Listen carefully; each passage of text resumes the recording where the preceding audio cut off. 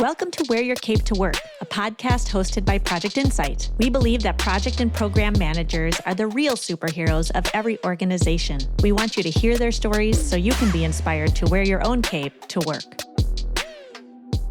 My guest on today's podcast is Linda Goodrich of CureIs Healthcare. She's a PMP and the Director of Delivery at CureIs, and she's also a customer of Project Insight. We've had a great chance to get to know Linda over the years, and we're excited to share her superpowers of helping the people on her team find their most fulfilling roles at work. Thanks for joining us, Linda. We're so glad to have you today. I'm really excited to be here. Thank you for asking me. I'm really looking forward to this. Yeah, we've known you for some time, as a Project Insight customer, but our audience has never met. And so we'd like if you would take a little time to maybe share about your background and how you came into project management. That would be a great place to start. Okay. Like many people, I basically fell into project management when I was much younger. I was a technical support manager. I had the help desk and PC techs and some LAN administrators back in the day under me, but there was always this underlying area of project management. I didn't even know I was doing it. Managing installs, all upgrades, all of those things. And there just came a point, I heard about project management. I really hadn't heard about it before. I don't know if it was just not a thing or it was because the internet finally really started taking hold. I just dated myself. And, Don't worry. I You're in great company. I decided to take all my experience and move into project management. So, I didn't even have to wait to apply to take the test because I had all the hours under my belt. I had run so many projects already unofficially that I was able to do that. And I'll be the first to admit I failed it the first time. So for anybody listening that hasn't done this or is getting ready to do this, don't try selling your house at the same time and moving across the country. That's not a good way to study or take a test. So did that, and I didn't pass, and that was okay. Well, it wasn't okay, but I was able to deal with it, and I just moved on and paused for a little while so I could be an official project manager a little longer and really understand the basics so that when I studied, I really knew what I was studying and where I needed to focus. So I think it was 2015, I took it again. I passed, and I will never let my PMP go. I moved into project management, but then immediately at that point, I was mentioned I was selling my house, moved to Colorado, and that's where I got my PMP. And I worked in a project management department, and that's really where I cut my teeth. And a lot of different types of projects, all healthcare. I've been in healthcare for quite a while. And then they made me the manager, which I don't know why, but they did.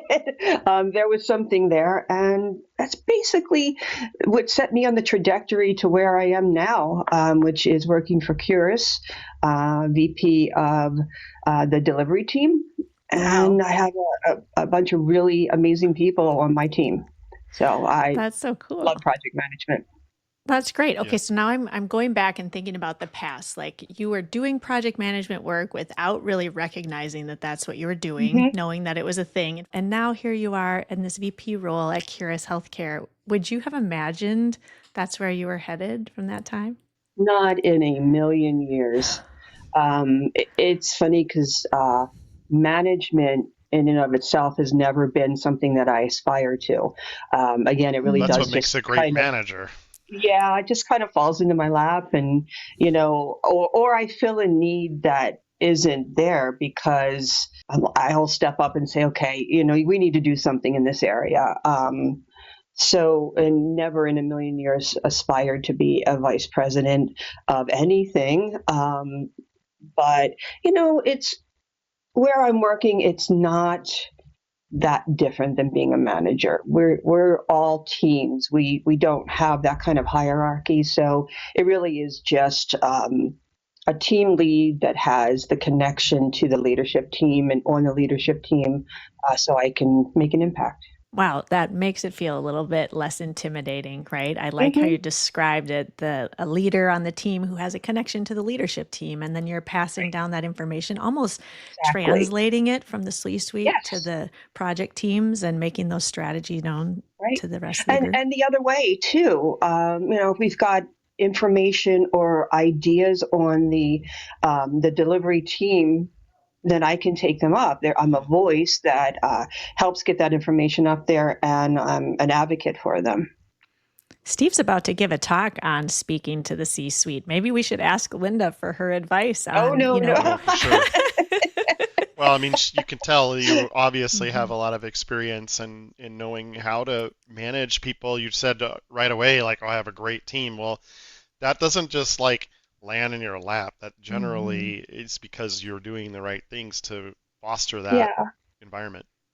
yeah. And one thing about Curious is we hire great people. I mean, I say that, it's not that easy to do, but we make sure that they are not only amazing in their technical abilities, business abilities, but that the right fit. We've talked about this before, that we have a very strong culture, and we need to make sure that culture works for this person, because it just takes one person to mess it up. Yeah, that's Yeah, for maybe sure. maybe talk a little bit about Curious. I'm sure our Yeah. audience is not all familiar, so tell a little bit Right. about the organization and how you maybe came to them. Sure, absolutely. CureIs Healthcare is a managed services provider, in that we develop solutions. How to say this best? We develop solutions that help other organizations, other healthcare organizations with high cost of doing business, or aging systems. We work with that technology. We develop solutions that will help them. Basically outperform their other areas in their industry. Uh, I don't do the actual, I'm not doing the technical work. So luckily, I know enough about what's going on, and I can say what they're doing. They're just in the industry, a very well known company, very well respected, and an amazing organization to work for. So they're helping with, say, like claims adjudication and Exactly. okay. All of the managed services that healthcare organizations do, you know, from enrollment to claims to encounters, all of Hmm. that, we have the ability to help in those areas. We have solutions that are ready. And what I've said this to see, what we're like Project Insight in that we're agile. So if Mm. we go into an organization and we don't have exactly what they need, well, we will, because we'll develop it for them. We Yeah, might that's have a great. base product, but we are very agile in that we'll pivot if we need to. If we get in there and we're installing our Encounter Cure project, excuse me, our Encounter Cure product, then and that's not the right solution, well, we'll pivot. We'll make changes. We'll do what we need to do. Yeah, Yeah, I Steve, mean you can that's speak to that for sure. Yeah. well, I mean definitely that's how we roll here. I mean, we know that in Hmm. project management, there's lots of different processes and to think that we can make a tool that just works for I mean, we have a great tool that does a lot of things out of the box, but to think that it's going to do everything for everybody all the time out of the box, we would rather help get that extra 10% or at least offer that as an option to our customers versus like, well, you have to figure out that 10% on your own, right? So, Right. yeah. Yeah, that's a So mark of yeah, a great agile organization. yeah, Mhm. absolutely. And that's what drew us to Project Insight. And when I took this up, I don't even know if I was the VP at that point. I might have still been a senior project manager. When I took that up to the C suite, that's how I sold it. It might not have everything we need out of the gate, but I can already tell this is an organization that will be agile like we are, and puts the client's needs first above the dollar sign. Yeah, so Yeah, that's just great. setting the stage, you had come into Curus and they did not have a project management tool or software They solution that they were using. Right. They had Monday.com, and nothing against Monday.com, but it was like their base product. And there was Mhm. nobody that really Hmm. knew how to use it to get the benefit out of it, even Hmm. in just some of the small things they were doing. And it ended up being more ticket management or just a place to put information. So when I started, I was at the University of Colorado Medicine, and I was moving out to California, and looking for a job, didn't know what to do, and Curis was actually one of our partners that we worked with at CU Medicine, and they didn't want to lose me as a project manager or the manager of the team. So I jokingly say they sold me to Curis. And Curis rented me back. So that happened. I was traveling back and forth for the first 6 months, from Los Angeles to Denver every other week, and then COVID hit. So I became fully Hmm. remote. Everybody at Curis is remote. I was one of those offset people that did something that the rest of the organization didn't do. They saw the benefit of project management even more as I started talking about it. Um, Hmm. Brett Randolph, who is the person I report up to, he's the chief operating officer, really values project management, and so he started picking my brain, and they really started trying to put me more in the path of Curis and making Curis better as Yeah. at project management. And that's just, I love talking about project management. I bore people a lot of times if I start Well, talking about it. Not everybody likes project management. well, they They know like the it's a necessary, results. they like the results. It's a necessary Hmm. evil. But I do my best to come in and sell project management just like that. It's a Hmm. tool. We're not here to tell you how to do your work. We're here to Right. help you work Hmm. better, work smarter, things like that. And I usually win people over with that because I don't come in with a hammer. I might need to use it once in a while, but that is not my first thing out of the box. Hmm. So, a recommendation to people who are listening who maybe are in the same boat, who have come into an organization and there's maybe not a system of rigor or a system of consistent discipline. Yeah, consistent Hmm. discipline. Right, Um, exactly. what would you recommend to them? It sounds like you went and found one champion who you could talk to who could Hmm. relate. Anything else besides finding someone who speaks the same language? Don't force it. Let it Mm. happen. Yeah. You might be in your mind forcing it in certain areas, but just let it happen naturally as much as you can. We tried a bunch of different things first, thinking about Azure DevOps, going down that route. We weren't ready for that kind of environment. I even before Azure DevOps, I started looking at other companies, but was looking more enterprise, and that was just much more than what we needed. And then when we decided Azure DevOps wasn't the right way to go, started looking again and found Project Insight. And because of the way we did everything, we took baby steps. Um, we needed time entry. So we started with time entry. We had a system, but it didn't do, I mean, I couldn't look at the time entry and get any information out of it that who's doing what.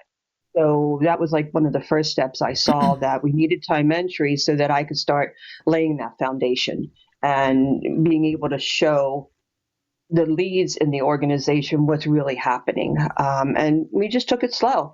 And it's been, wow, it's been not quite 2 years. And I'd Mm. say we're almost done. And I don't think we'll ever really be done, but Yeah. I've gotten to the point where I'm excited about we're rolling out Oh. um, a new solution, a new framework very soon, and it's exciting. And I've got people that are now excited about it because they see the benefits. They see, Yeah. that we're not here trying to force something. We're just really trying to help everybody get their work done. I think sometimes you just like I agree with you that trying to come in and just ram like a tool in or a process in that generally gets people to be defensive about it and not want to do it. And, it's best if they just see the final result. And by doing it a little bit at a time, then it's a lot easier sometimes with certain teams to get the buy-in. Yes. I mean, we have a lot of engineers that work for us, and Mm-hmm. I'm sure people that are listening know what I mean by working with engineers is not easy. They're very set in their ways. They don't like to be told how to do their work or try getting estimates out of them. Any kind of hours estimates is just Well, impossible. it's a difficult task. I It, mean, it is, knowing from and just to experience. say, well, just make an educated guess, that just doesn't work. And I get it. They're very meticulous people. They really need to know what's going on, and it took a long time, specifically for one individual. And last week, was it last week or the week before? He talked to me and thanked me for being for not giving up and keep talking about doing allocations and getting all the information in there because he's now seeing the benefit for him.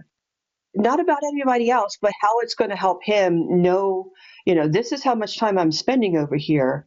You guys need to see what's going on. I told him that made my year and I can stop working now. Yeah, right. That's great. Well, I mean, with engineering, it's a hamster wheel, and those jobs Yep, are difficult. And if there's a way to bring some sense of organization to it, that right. is going to help a lot.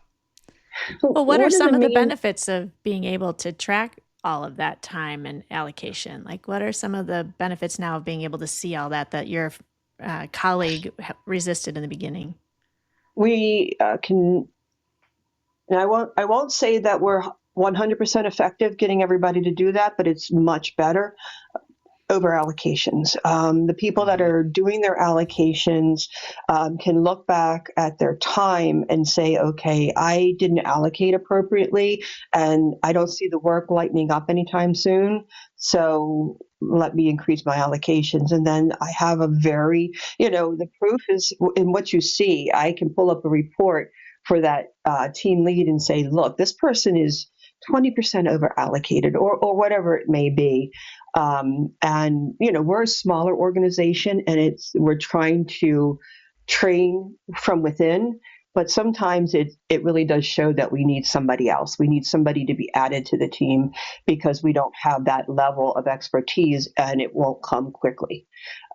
So really, it is just about showing them how much work is coming in, how long it's taking, what the level of effort is, and it's just I love writing a report, running the reports in Project Insight. I start playing with them and looking around, and I'm like, oh, this is perfect. I can show this, and it's Hmm. not, you're not playing with numbers. You're just playing with the information that's there for you.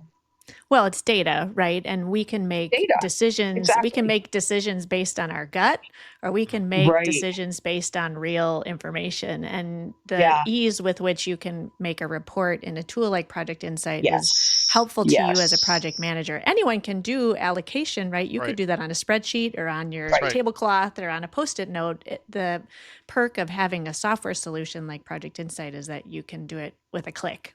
Yeah, I was just going to say though, you know, the the deciding what the effort is on things. How many days do we have to get something? How much effort? I mean, regardless of any kind of tool or whatever, is really an important discipline. And I know a lot of engineering teams don't want to do it or don't take the time because they don't know how accurate they're going to be.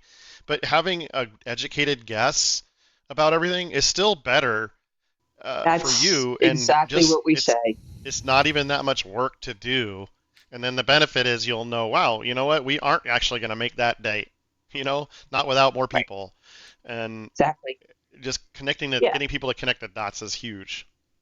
Yeah, one of my goals is to be able to help in forecasting. Hmm. It's hard to know when you're going to get more requests or more clients come in, but if we do, and the proposal goes out, I can actually look and say, well, you can get this proposal signed, but I wouldn't give them any dates until 6 months or something like that. That's pretty far in advance, but we're not going to be able to start until next month or 2 months. And that's what I'm hoping to get to. We're not quite there yet, but we've got the foundation to do that. Well, that's very valuable information too, Mhm. because if you can tell your sales team when they're closing a deal a more accurate delivery date, then you're going to maybe have one less upset customer if you miss a day. Right, right. Funny Hmm. that one other thing that actually has come from this, and I haven't done it yet, but I probably will soon. I'm sure many people listening have too many people in meetings, people that are there just listening, internal meetings, client meetings, whatever it is. Run a report and show how much that meeting cost. If you've got a lot of heavy hitters there with a high dollar figure, you're going to rethink that and not have to have all those people in that meeting. We're just talking about internal meetings, and I'm like, we have 3 meetings that are quite similar. Let's talk about this. Let's audit these and see what really needs to happen and who needs to be in these meetings, because there is a dollar figure to all of that. Yeah, costs are a motivator. Most of Mhm. us can relate to that, right? Whether we have Exactly. a contractor at our house spending time or we're Yep. seeking advice from a professional like a psychologist or an attorney, we're Hmm. buying people's time and that all of a sudden triggers something in our mind that this Yep. is, expensive, this call. So I heard you say something that was a delight to you, this organizing things, keeping them all organized, being able to see the reporting. Is that your superpower? Then this joy in being able to take the data and turn it into something actionable? Or is there something else that's the Linda Goodrich superpower? I actually thought about this after we talked, and while I like all of that, I think really my superpower is helping people to get to where they need to be, or whether it's finishing a project or just finishing a task, or even being in the right role. As a project manager, you should be able to pull the right people, and just because you have a certain title doesn't mean that's what you need to be doing. You might be better off in a different role. So doing those things, I personally and professionally, I like helping people to get things done, and just make them happy. Do you have Yeah, a that's great. story that you can share about someone or a role that got changed or a set of responsibilities or how you might go about helping somebody? Yeah. So a couple of years, I think it's been about 2 years now, we hired a few people right out of college. And Mm. they don't have work experience. They kind of know what they want to do, but they're just fresh. They really don't understand business. They've not worked in it. So I actually had somebody that was put on my team, very young, right out of college. She thought, that this was the right path. I could work on project management, and it was quickly clear to me that she needed to be in data. That was her passion. She wanted to look at data. And while I do a little bit of that, we have a data team, and they're fully focused on getting that information out of the systems and, learning through the data. And so it took a little bit, but eventually I got her over to that team, and she's just blossomed. Yeah, I knew that I wasn't the right team lead for her. I don't have that background. It was evident, and I was really excited for her. She's a sweetheart, and I was sad to get lose her from my team, but I was so happy that she was doing what Hmm. she loved. And you're helping the organization at the same time. Right, exactly. Yeah, getting people into the right fit. We actually That's did right. an episode near the end of season one with Christina Curtis, who happens to be the VP of marketing at PMI San Diego. She talked about her whole career was exactly that, a leader in each place who saw something in her Hmm. and mobilized her to the next thing, even in the last few changes for her outside of an organization. Like, you don't need to be here anymore. You should be here. Keep elevating these people Right. around you.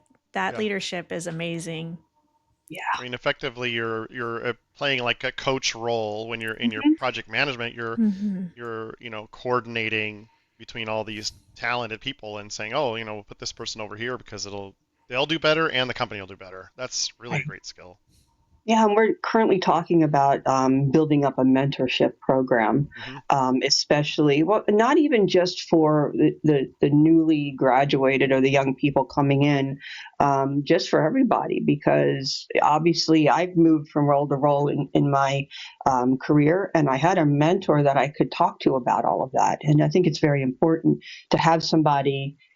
They don't necessarily have to do the same thing you do. They just have to know you. Yeah, Well, mentorship is such an asset if you have an organization full of people that are willing to help elevate each Yeah. other. It's so different than an organization where people are climbing ladders or tearing each other down and mm, not supporting those Oh, movements. I But don't miss that. Don't yeah, miss that. That's not something that happens here. and the interesting thing is that we in a lot of our meetings or webinars and things like that, we end up talking about how a lot of times people think, oh, project management is about managing the tasks, managing the data, managing the allocations. When at the end of the day, it's about motivating your team and getting and help having them work as a team to get everything done. I mean, that's Exactly. really what project management is all about. We want to have So, fun doing it, well, of course. I mean, sometimes it isn't, you talked about bringing rigor. I say I want to bring rigor. I just don't want it to be rigorous. oh, I I like want that. I want to have the framework, but that framework should allow you to do it the way you want to do it, just as long Mm. as we get the job done. I try not to dictate to anybody running a project exactly how they should run their project. There's certain areas that they have to do it a certain way, but you run the meeting the way you want to run the meeting. You motivate your team the way you feel comfortable doing it. um, I refer to PMBOK just for some certain things, but PMBOK is just too rigorous for me. I would that book is Well, I mean, it is a guideline. It's a it guide. The is. word is, I you know. know, but It's Yeah. like we're going to Yosemite in May and we might do, the hike where you have to climb mhm, up, Half Dome. And at the end, there's that chain there. I'm right. definitely going with the PMBOK guideline. I'm not going to be outside of Exactly. that when we're on Half when Dome. they're when So, your life is in jeopardy, right. absolutely. Yeah. And I've always worked in when I worked being in healthcare for so long. We've never worked with directly with patients. None of the stuff I do touches patients' health. We Mm, it's the ancillary stuff, and I always say, sure. nobody's going to die if we don't do this Oh, by tomorrow. We yes. do certain things you have to get done by a certain time, but it's not life and death. And I don't know how people do that, but that's not what we do. Well, let's switch gears a little bit and talk about what you do. You're in the healthcare field, Hmm. sector, whatever people call that. What can you tell aspiring project managers or people who aren't familiar with what projects are done in healthcare, the kind of things that your team works on? What are the projects? What are they like? Is it a whole program of things? Is it just small tasks? It is. I mean, it kind of depends. When I worked for CU Medicine, it was really working for the internal organization and managing projects of installation of certain products that they want to buy. That's going to help, basically installing what we're doing. CureIs would come in, and I would, if they were doing that, I would manage their implementation or their upgrade or whatever that is. Working on the other side of it, CureIs has many products. We always put cure at the end of it because that's our tagline. It's encounter cure, enrollment cure, reimbursement cure. We have all of the products that can help with the managed services. So that's what we do. We go into the whatever healthcare organization that signs up with us, and we implement one of our programs. We also do support some existing managed care systems, helping them with additional work, like some development work in that system that they don't happen to have that person on their staff. We can, I'm trying to think of the right word, we can help them with that. So my job is to make sure that all of that work is getting done, and we're working with clients, so we have to make sure we're doing what we say. We're being efficient. We're not wasting any money, all of that, so that um, once that product is installed, we become their partners. It's not like it's a vendor that's installing something and then they're gone and it's just maintenance. It's a partnership. We're there to be. We try to be no different than if they were employees. We were all working together. And we have several organizations that, they invite us to their company meetings. They invite us to recognition ceremonies, all of that kind of stuff, because there's a very thin line between us and them, and that's what we want. We don't want there to be that line drawn that, oh, we've got to call CureIs and it's going to take forever. That's just Yeah, you not the way definitely it don't want is. that. Sounds No, like you, and we don't have it. yeah. I But I mean, mean, we obviously, yeah, getting invited to their meetings and your clients and really yeah, being embedded, it's really not just like hats off to your organization for being able to create yeah. that environment with your customers. Right. We're very focused on, we call it the experience, the Curious Hmm. experience. So once the whole thing is the Curious experience, but once the implementation or whatever it is we're doing for you is done, you go over to what's called an experience team. And we have experience leads. So they're not customer service representatives. It's nothing like that. It's, you have a relationship with this person and several people on the team, and vice versa. We get to know people. We understand what's important for them. When is their monthly cycle? All of those things we have to know. We even started up a calendar so we could start tracking a lot of these things. So if we need to do something, we can pull up the calendar and say, oh, that's right. We know this information. We don't have to ask for it. And that's what we're really trying to get better about. Really, just you don't have to tell us. We know we're not going to schedule it during this time frame because of whatever.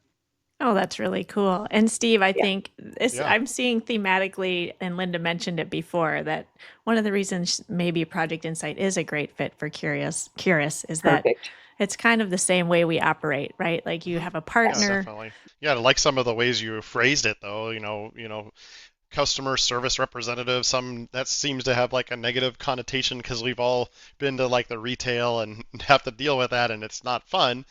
An experience manager or your experience team it's just better positioning and posturing. It's Mhm. the entire experience. So when we start a Yeah, project, I know because it usually starts with me after the sales process, and I work with the VP of the experience team very closely. So we're right. constantly talking.